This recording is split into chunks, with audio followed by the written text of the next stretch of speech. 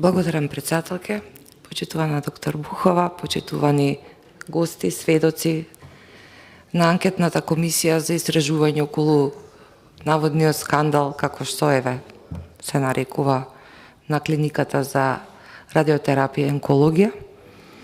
Почитувани пратенички пратеници, почитувана македонска јавност, интензивно работиме. Ова анкетна комисија сериозно ги има научено лекциите од минатото и навистина сакаме да го задржиме достоинството на законодавниот дом и навистина да ги пренесеме сомневањата, стравувањата на македонските граѓани околу една особено значајна проблематика која не бира ни пол, ни раса, ни нација, ни партиска припадност. Ова е едно надпартиско прашање кое што треба да донесе одредени одговори, не да се гилотинира, секако се согласувам со колегите, не сте и тука дојдени во такво својство. Овде најмногу треба да се брани уставот и презумцијата на невиност. Немаме намера никого да го ставаме на предсвршен чин, но ќе ни простите, прашањата се неминовни и дилемите се неминовни, некогаш и ќе се повторуваме со некои прашања или подпрашања, но се е тоа со интерес македонските граѓани да имаат подобра слика и да можеме како анкетна комисија да донесеме соодветни заклучоци кои што ќе произведат политичка одговорност, дали постои, дали не постои, како функционира системот на извршната власт, дали се направени пропусти, дали се направени превиди, дали е злоупотребен системот и ако е така, да се помогне на некој начин и на јавноста да и стане појасно, но и да се поттикнат нашите речиси умртвени истражни органи да почнат да си ја вршат работата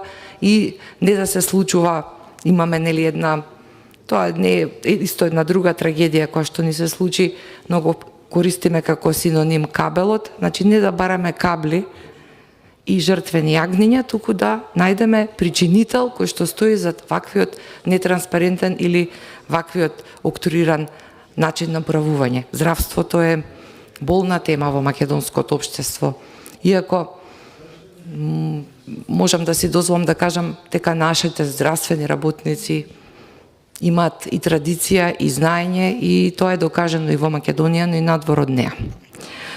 Ви благодарам што ме сослушавте вака, сакав еден вовед, бидејќи сите имаме како пратеници различен стил, но овдека навистина сакаме единственото нешто што ни треба е да добиеме поконкретна слика за едно сериозно прашање кое што сите не оптеретува. Уште на самиот почеток, кога вие станавте директорка, кажавте јавно во медиумите дека не сте задоволни од капацитетот на човечки ресурси кои што го имате во инспекторатот и дека ќе се борите да обезбедите поголем број на лиценцирани инспектори, здравствени инспектори, санитарни инспектори.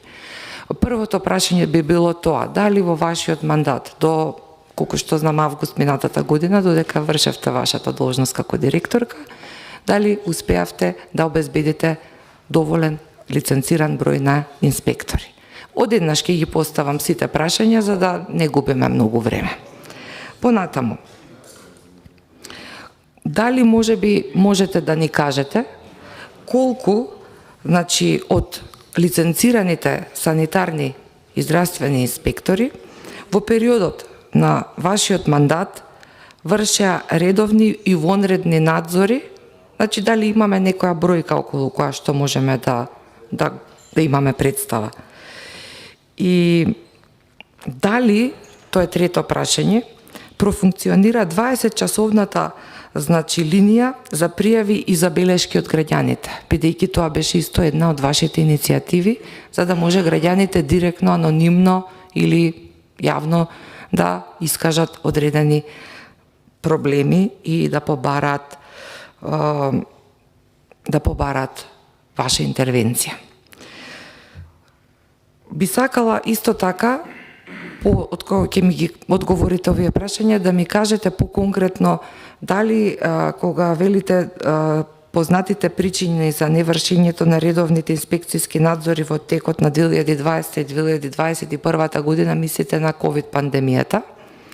И кои беа тогаш протоколите во таква пандемија од страна на Државниот завод за санитарен и здравствен инспекторат? Како вие во таква ситуација и по кои протоколи и врз основа на кој правилник ја вршевте вашата работа? Толку за сега.